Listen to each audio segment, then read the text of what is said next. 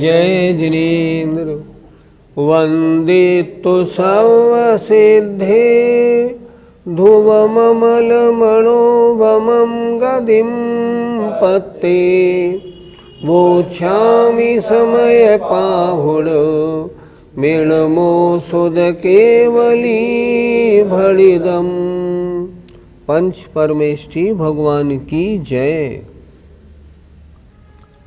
प्रश्न था, व्यवहार से ज्ञानी प्रवृत्ति क्यों नहीं करते?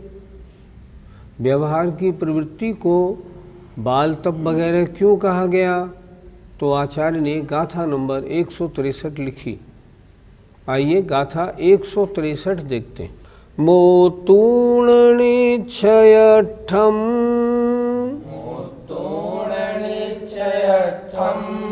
व्यवहारेण विदुषा पवर्तन्ति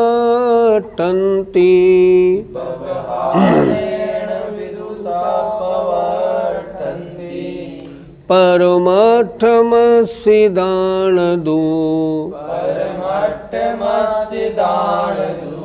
यदीर्णकमखो होदि। बोलिए। मोतूर्णनिच्छयठम् व्यवहारेण विदुषा पवर्तन्ति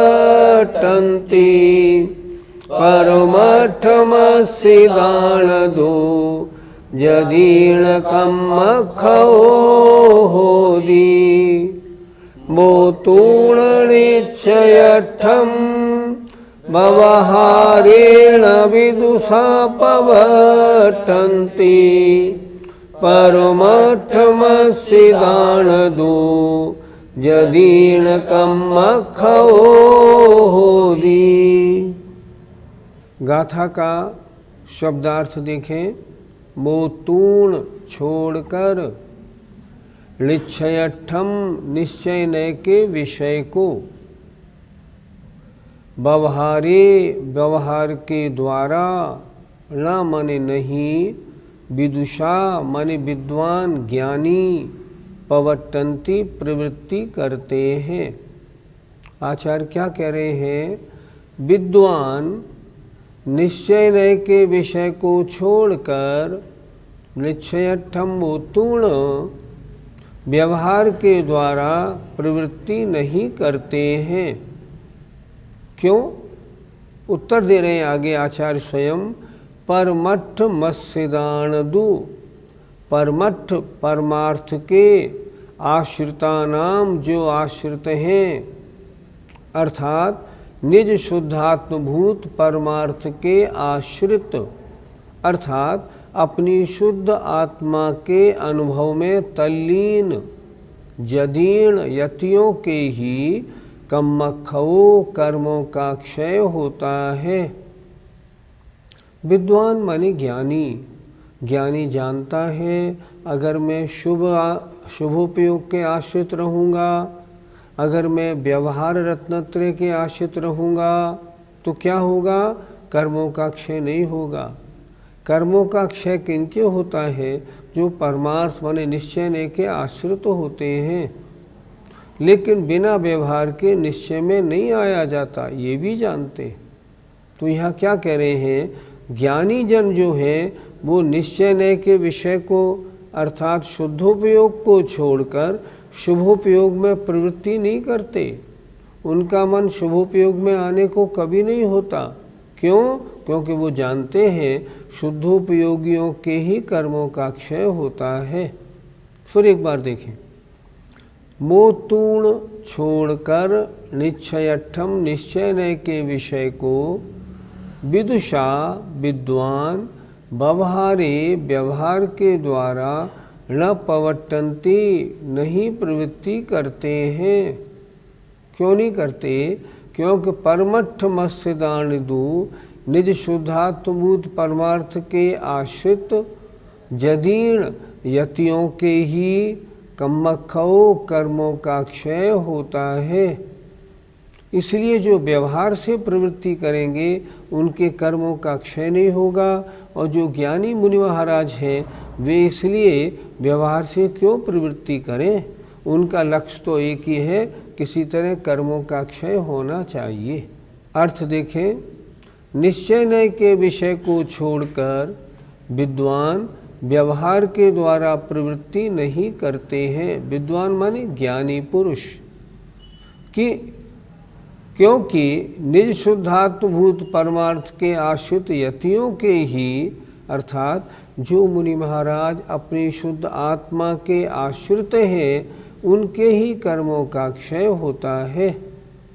इसलिए वे व्यवहार में नहीं जाते, वो तो निरंतर निश्चय में रहने का ही प्रयत्न करते हैं। आज हमने गाथा नंबर 163 की। अब गाथा नंबर 164, 65, 66 तीनों एक सी हैं बिल्कुल, इसलिए आचार्य ने तीनों एक साथ दी हैं। तो हम गाथा 164 पढ़ाएंगे, फिर 65, 64 में जो ये थोड़ी थोड़ी लाइन अलग है उसको समझा देंगे। आज आपकी 4 गाथाएं बहुत आराम से हो जाएंगी। आइए इसका पद्यानुवाद देखते हैं। अब गाथा 163 का पद्यानुवाद।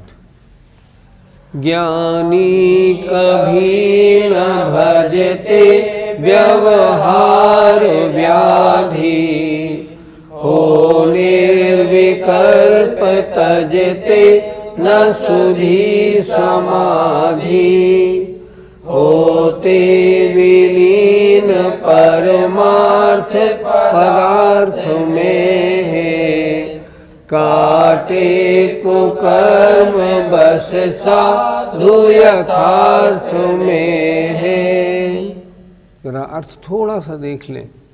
ज्ञानी कभी भी व्यवहार रूपी व्याधि को नहीं भजते। व्यवहार को व्याधि लिखा है।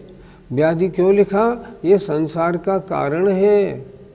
इसलिए सच्चे साधु तो निरंतर समाधि अर्थात शुद्धोपयोग के प्रयत्न में और शुद्धोपयोग में ही लगे रहते हैं। आइए गाथा 164 देखते हैं। गाथा नंबर 164, 165, 166 एक सी है, इसलिए 164 जरा समझ लेते हैं, फिर हम आपको इनका अंतर बता देंगे। वत्थस सेद भावो,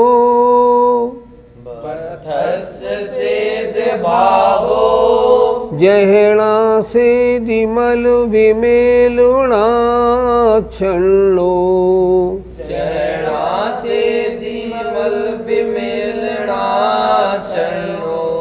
मेच्छत्तमलोच्छन्नम् तः सम्मतं खुणादवम्।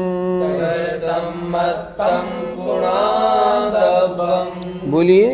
वत्थस सेद भावो, जहणा से दिमल विमेलुणा छन्नो, मिच्छत्तमलोच्छन्नम् तः सम्मतं खुणादवम्। वत्थस सेद भावो, जहणा से दिमल विमेलुणा छन्नो, मिच्छत्तमलोच्छन्नम् तः सम्मतं खुणादवम्। गाथा का एक एक शब्द उसका अर्थ देखिए। वत्थस वस्त्र का, सेद भावो श्वेत भाव, जह माने जैसे, णासेदि नष्ट हो जाता है, मल विमेलना छन्नो मैल से व्याप्त हुआ। क्या कह रहे हैं? जैसे वस्त्र का जो सफ़ेद भाव है, सफ़ेद पना है, वो मैल से व्याप्त हुआ नष्ट हो जाता है, उसी तरह मिच्छत्तमलोच्छन्नम मिथ्यात्व रूपी मैल से व्याप्त ढका हुआ, तह माने वैसे ही, सम्मतम सम्यक्त को भी, खू माने निश्चय से, णादब्बम जानना चाहिए। जैसे कपड़े की सफ़ेदी को नष्ट करने वाला मैल, उसी तरह सम्यक्त को नष्ट करने वाला मिथ्यात्व होता है। अर्थ देखिए। जैसे मैल से व्याप्त हुए वस्त्र का श्वेत भाव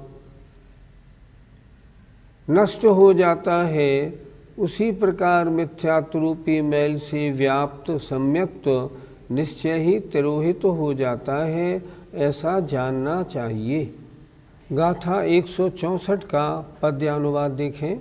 ज्यों वस्त्र पे चिपकती मल धूल माटी, तो वस्त्र की धवलता मिट क्या न जाती। मिथ्यात्व की मलिनता मुझको न भाती, सम्यक्त्व की उजलता शुचिता मिटाती। अब दो गाथाएं ऐसी हैं बिल्कुल, 165 और 166। आइए उनको भी देख लेते हैं। वत्थस्य सेद भावो, वत्थस्य सेद भावो, जहणा सेदिमल विमेलुणा छन्नो। जहणा सेदिमल विमेलुणा छन्नो। अर्णाणमलोच्छन्नम्, अर्णाणमलोच्छन्नम्।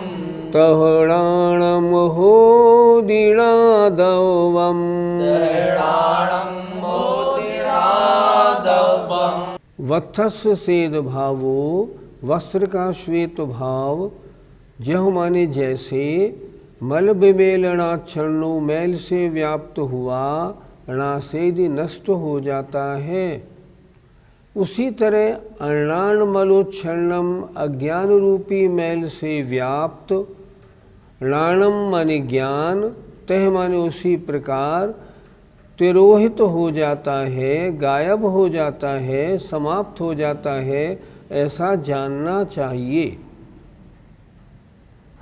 फिर देखें, वस्त्र का श्वेत भाव जैसे मैल से व्याप्त हुआ नष्ट हो जाता है।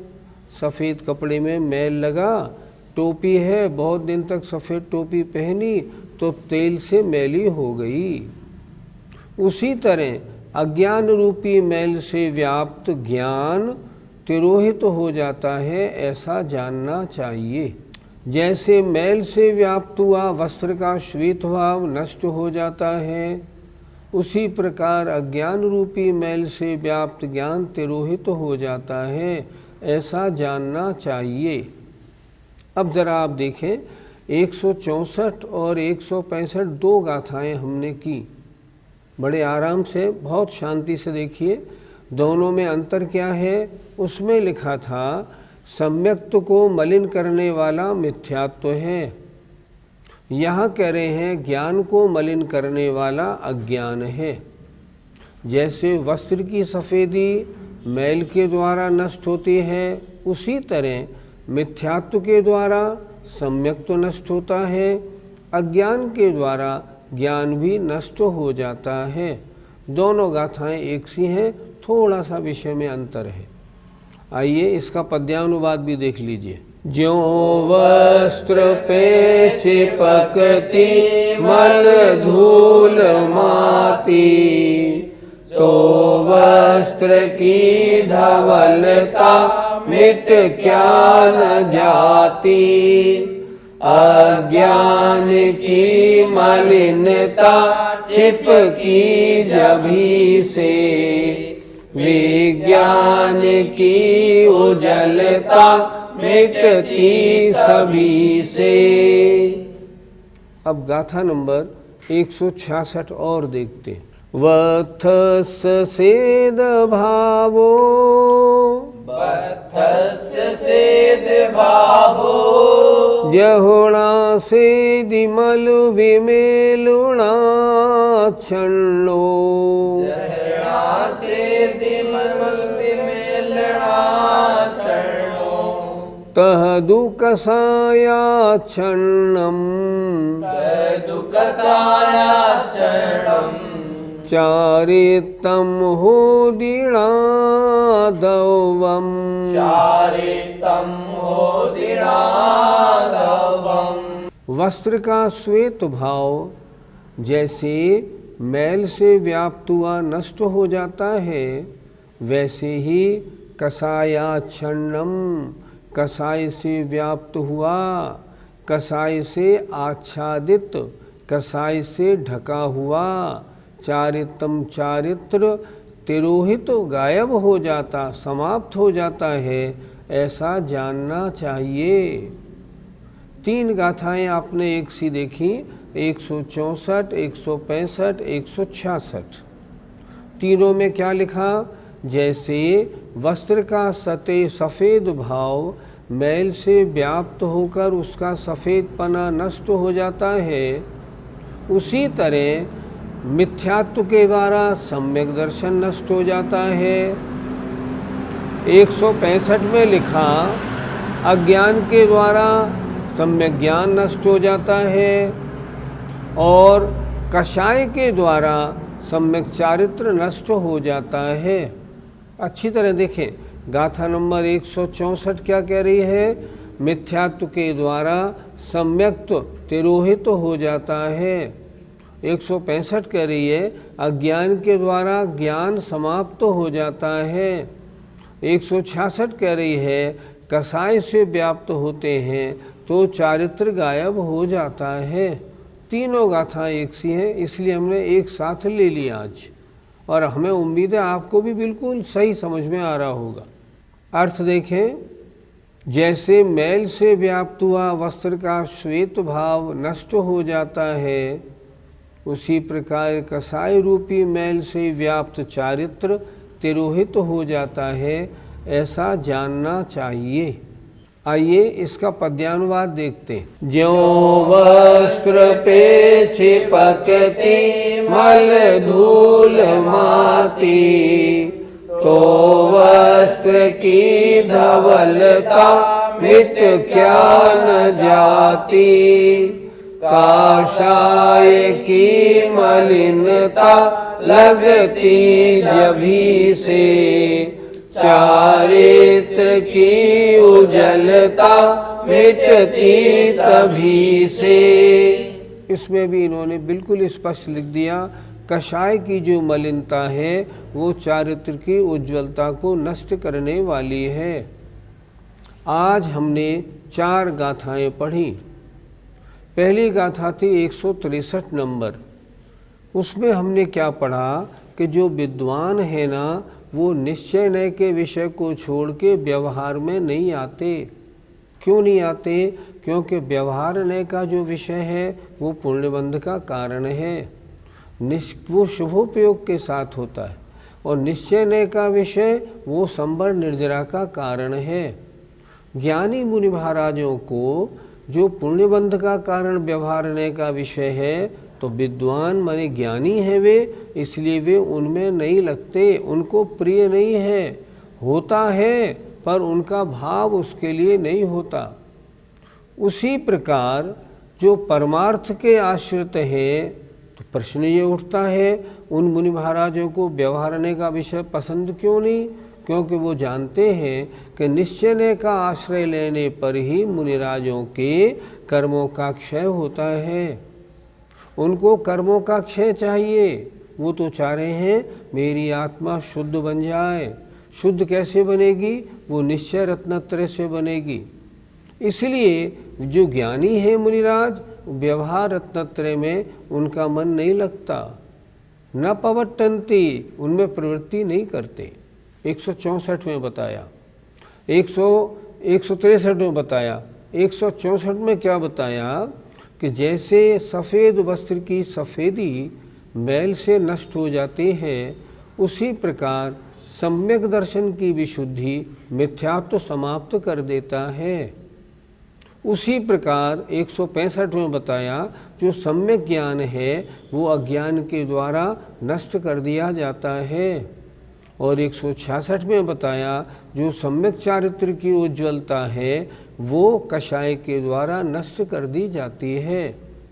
सम्यक तो नष्ट होता है मिथ्यात्व से, सम्यक ज्ञान नष्ट होता है अज्ञान से, सम्यक चारित्र नष्ट होता है कषाय से। ये तीन चीज़ें आत्मा के तीन गुणों को नष्ट करने वाली हैं, इसलिए इनसे निरंतर दूर रहना चाहिए। इस तरह आज की 4 गाथाओं का विषय हुआ। पंडित जी, जो शुभोपयोगी मुनिराज हैं उनकी भी निर्जरा होती है? आचार्यों ने 6, 7वें गुण स्थानवर्ती शुभोपयोगी मुनिराजों के 24 घंटे निर्जरा मानी है। प्रति समय निर्जरा होती है, इसमें कोई आपत्ति नहीं। लेकिन मैं पूछ रहा हूँ, क्या कर्मों का क्षय उससे होगा?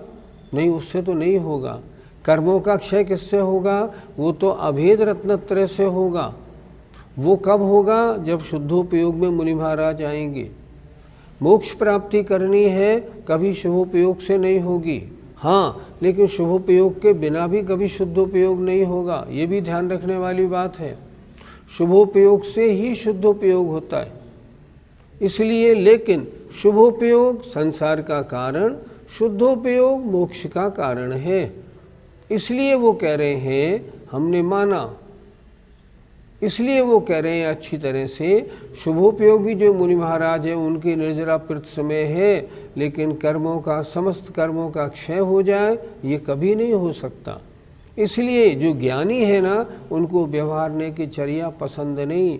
वो तो निरंतर मैं शुद्धोपयोग में ही बना रहूं ऐसा भाव रखते हैं। इसी को कहते हैं परमार्थ पने की प्राप्ति। मिथ्यात्व के द्वारा सम्यक्त कैसे नष्ट हो जाता है? सम्यक दर्शन कैसे होता है? 7 तत्वों का यथार्थ वास्तविक श्रद्धान करने से। जब मिथ्यात्व का उदय होता है तो 7 तत्वों का, अपने आत्म तत्व का जो श्रद्धान है वो नष्ट हो जाता है। और जब वो नष्ट होता है तब सम्यक दर्शन भी समाप्त हो जाता है।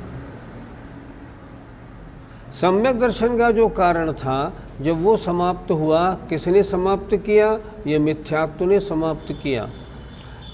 सम्यक ज्ञान का ज्ञानपना किसने नष्ट किया? अज्ञान ने नष्ट किया।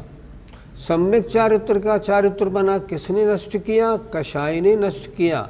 कषायों को दबाया था तब तो चारित्र प्रकट हुआ था, और जब कषाय उभरी तो चारित्र अपने आप समाप्त हो गया। इसीलिए मिथ्यात्व के द्वारा सम्यक दर्शन, अज्ञान के द्वारा सम्यक ज्ञान और कषाय के द्वारा सम्यक चारित्र का नाश देखा जाता है। ये तीनों इन 3 गुणों के विध्वंसक हैं। जय जिनेन्द्र। इस कार्यक्रम के पुण्यार्जक परिवार है श्रीमती पूनम जैन, धर्मपत्नी श्री सुभाष जैन, गुणायतन शिखर जी, मानक चंद, कमला देवी, राकेश, नीतू, ऋषभ, सौम्या एवं Ayushi Musharraf, B123, Sethi colony, Jaipur, Rajasthan. Shri Parasnath re rolling mills limited, Durgapur 1, Vardhaman, Paschim Bangal. Amita Jain, wife of Anil Kumar Jain. Sangeeta Jain, wife of Vipin Kumar Jain. Sheel Jain, wife of Narendra Jain. Hitone trading company, Shalimar Bagh, Delhi 88। माता श्री निरंजना बाई सरोदय के स्मरणार्थ Sunanda, wife of professor Umesh Chandra Sarodaya, Nagpur. Rekha, wife of Abhay Kumar Sontakke, Karanja. Madhuri Jain, Nagpur. Nishigandha Band, CA, wife of doctor Shailesh Band, Amravati. Rutika, wife of Saurabh Sarodaya, Pune. Pushpak Jain, Swastik Band, Spraha Sarodaya. स्वर्गीय श्री चिमनलाल फूलचंद शाह, स्वर्गीय Kamlaben Chimanlal Shah, doctor Rajnikant C Shah, Leena R Shah, Samarth R Shah, Dhvani S Shah, Nishchal R Shah, Junali N Shah, Aagam, Nirmay एवं नियम शाह, अहमदाबाद, गुजरात। गर्व गौतम जैन, सुपौत्र अशोक कुमार, रतनलाल जैन, नूतन, गौतम, प्राची, आदित्य, महिमा, सलोनी, निरंजन, अरहन, आराध्य, तारदेव, अंधेरी, मुंबई। श्रीमती संतोष C सिंघई, श्रीमती वर्षा आलोक जैन, श्री आलोक जैन, कुमारी त्रिशला जैन, कुमारी अनमोल अग्रवाल।